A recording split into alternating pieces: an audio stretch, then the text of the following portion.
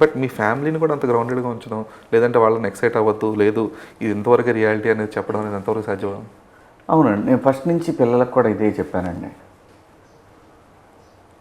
ఇది ఎప్పటికీ ఉంటుందని మాత్రం ఏది అనుకోవద్దు. ఎప్పటికీ ఏది ఉండదు. బాగుండొచ్చు, బాగాలేకపోవచ్చు, అసలు బాగాలేకపోవచ్చు.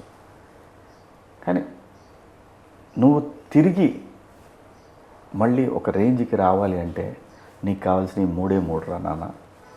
ఒకటి, ఎవరిని మోసం చేయొద్దు. 2, షార్ట్ కట్ వద్దు. 3, మందు తాగొద్దు. ఈ 3 హ్యాబిట్స్ లేకపోతే ఖచ్చితంగా నువ్వు మళ్ళీ నిన్ను వదిలిపెట్టదు నేచర్. నిన్ను ఖచ్చితంగా తీసుకెళ్ళి కూర్చోబెడుతుంది నువ్వు కావాలనుకున్న ప్లేస్లో. ఇది మాత్రమే నిజం. నేను రేపు నీకేమిస్తానో ఏమేమోనో నాకు తెలియదు, కానీ నేను నీకు ఇచ్చే మాత్రం ఈ మూడు మాత్రం మైండ్లో పెట్టుకో. ఒకవేళ నువ్వు తాగుతున్నావు అని నాకు తెలిస్తే ఆ రోజు ఒకవేళ గుండె ఆగినా ఆగుద్దేమో తెలియదు. నాకు అంత నమ్మకం నువ్వు తాగవు అని. ఇద్దరికి, నా పిల్లలిద్దరికి ఇదే చెప్పాను. నేను తాగను, నో షార్ట్ కట్ వద్దు, అస్సలు వద్దు. ఇంకో డబ్బులు లాగేసుకుని వాడిని మోసం చేసి మనం వద్దు.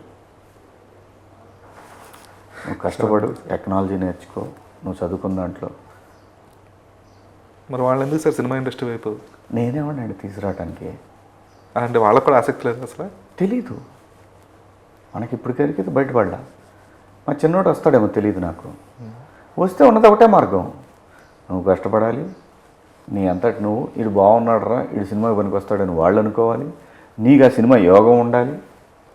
అప్పుడు నువ్వు సప్త సముద్రాల్లో ఉన్నా సరే నీ లక్కుని బయటకు వస్తుంది సినిమా. ఇదే సినిమా.